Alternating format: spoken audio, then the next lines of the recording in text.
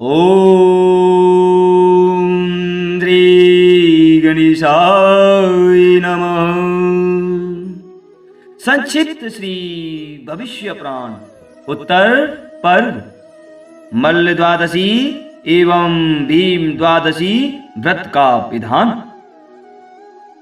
श्री युधिष्ठिर के द्वारा मल्ल द्वादशी के विषय में पूछे जाने पर भगवान श्री कृष्ण ने कहा, हे महाराज युधिष्ठिर, जब मेरी अवस्था 8 वर्ष की थी उस समय यमुना तट पर भांडीर वन में वट वृक्ष के नीचे एक सिंहासन पर मुझे बैठाकर सुरभद्र, मंडलिक, योगवर्धन तथा यक्षेंद्र, भद्र आदि बड़े बड़े मल्लों और गोपाली, धन्या, विशाखा, ध्यान, निष्ठिका, अनुगंधा, सुभगा आदि गोपियों ने दही, दूध और फल फूल आदि से मेरा पूजन किया।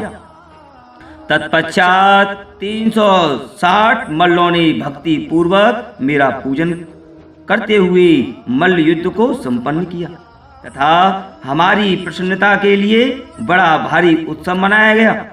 उस महोत्सव में भांति भांति के वच्य, भोज, गोदान, गोष्ठी तथा पूजन आदि कार्य संपन्न किए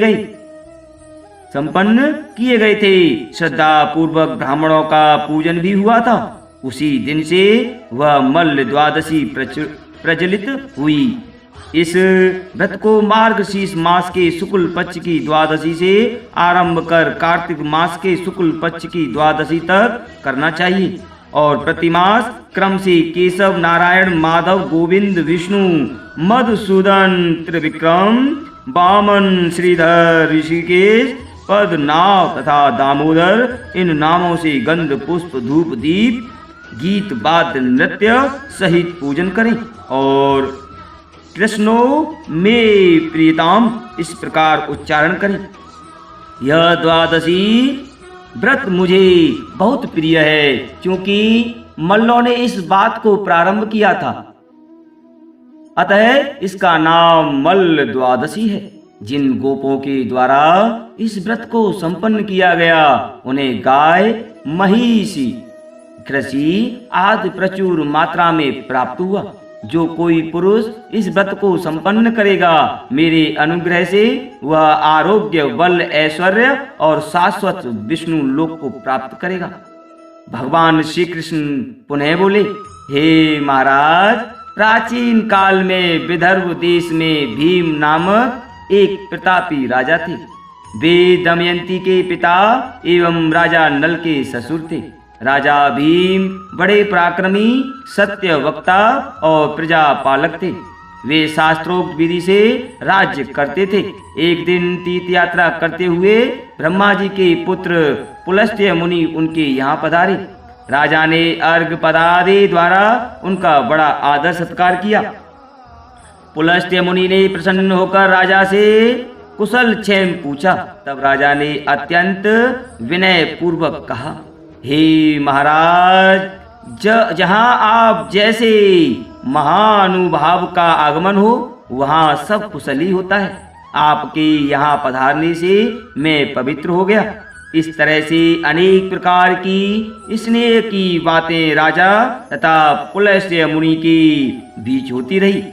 कुछ समय के पश्चात विदर्भाधिपति भीम ने पुलस्त्य मुनि से पूछा, हे प्रभु, संसार के जीव अनेक प्रकार के दुखों से सदा पीड़ित रहते हैं और उसमें गर्भवास सबसे बड़ा दुख है।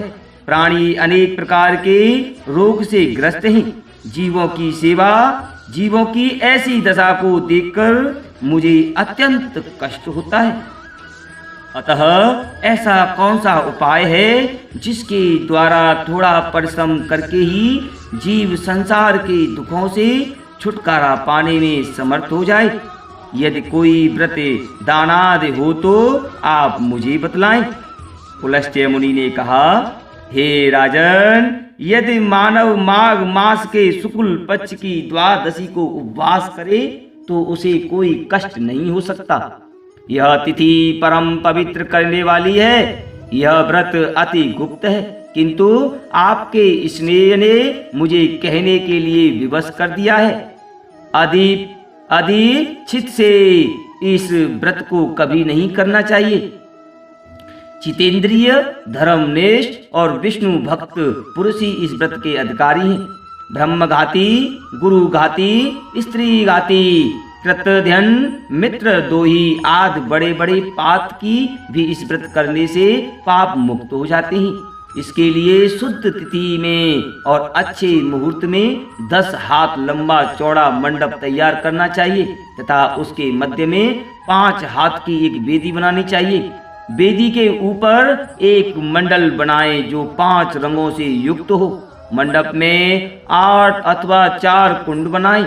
कुंडों में ब्राह्मणों को उपस्थापित करें। मंडल के मध्य में कर्णिका के ऊपर पश्चिमाभिमुख चतुर्भुज भगवान जनार्दन की प्रतिमा स्थापित कर गंध, पुष्प, धूप, दीप आदि भांति भांति के उपचारों तथा नैवेद्यों से शास्त्रोक्त विधि से ब्राह्मणों द्वारा उनकी पूजा करानी चाहिए।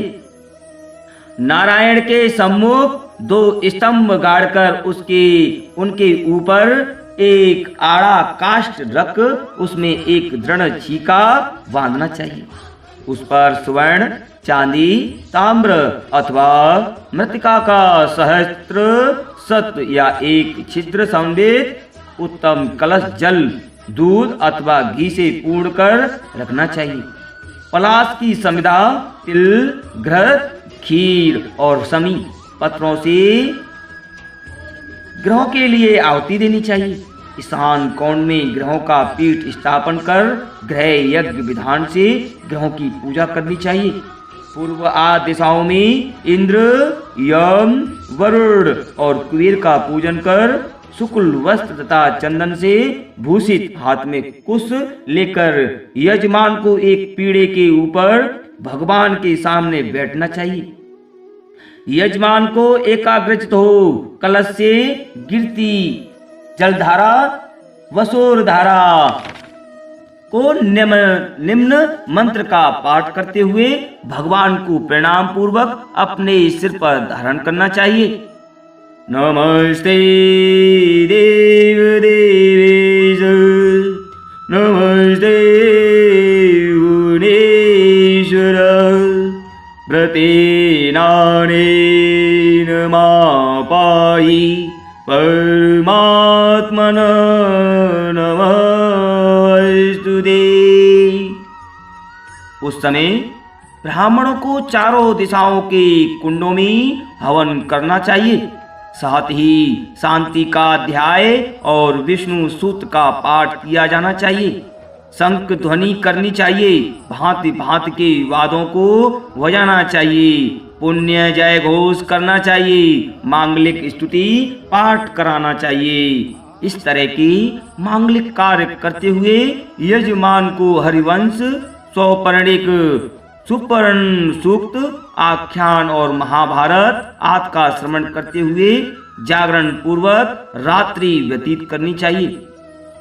भगवान के ऊपर गिरती हुई वसुर धारा समस्त सिद्धियों को प्रदान करने वाली है। दूसरे दिन प्रातः यजमान ब्राह्मणों के साथ किसी पुण्य जलाशय अथवा नदी आदि में स्नान कर शुक्ल वस्त्र पहनकर प्रसन्न चित्त से भगवान भास्कर को अर्घ्य दे। पुष्प, धूप, दीप आदि उपचारों से भगवान पुरुषोत्तम की पूजा करें। हवन करके भक्ति पूर्वक पूर्णाहुति दें। यज्ञ में उपस्थित सभी ब्राह्मणों का शय्या, भोजन, गोदान, वस्त्र, आभूषण आदि द्वारा पूजन करें और आचार्य की विशेष रूप से पूजा करें। जैसे ब्राह्मण एवं आचार्य संतुष्ट हों वैसा यत्न करें, क्योंकि आचार्य साक्षात देव तुल्य गुरु हैं। दीनों, अनाथों तथा अभ्यागतों को भी संतुष्ट करें। अनंतर स्वयं भी हविष्य का भोजन करें। हे राजन, इस प्रकार मैंने इस भीम द्वादशी व्रत का विधान बतलाया। इससे पापिष्ट व्यक्ति भी पाप मुक्त हो जाते हैं। इसमें संदेह नहीं है। यह विष्णु याग सैकड़ों वाजपेय एवं अति रात्र यागों से विशेष फलदायी है। इस भीम द्वादशी का व्रत करने वाले स्त्री पुरुष 7 जन्मों तक अखंड सौभाग्य, आयु, आरोग्य तथा सभी संपदाओं को प्राप्त करते हैं। अनंतर मृत्यु के बाद क्रमशः विष्णुपुर, रुद्रलोक तथा ब्रह्मलोक को प्राप्त करते हैं। इस पृथ्वी लोक में आकर पुनः वह संपूर्ण पृथ्वी का अधिपति एवं चक्रवर्ती धार्मिक राजा होता है।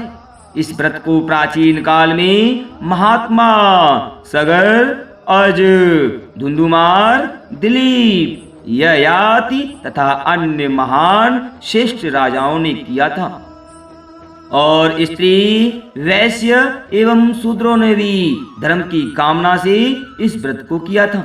भृगु आदि मुनियों और सभी वेदज्ञ ब्राह्मणों द्वारा भी इसका अनुष्ठान हुआ था।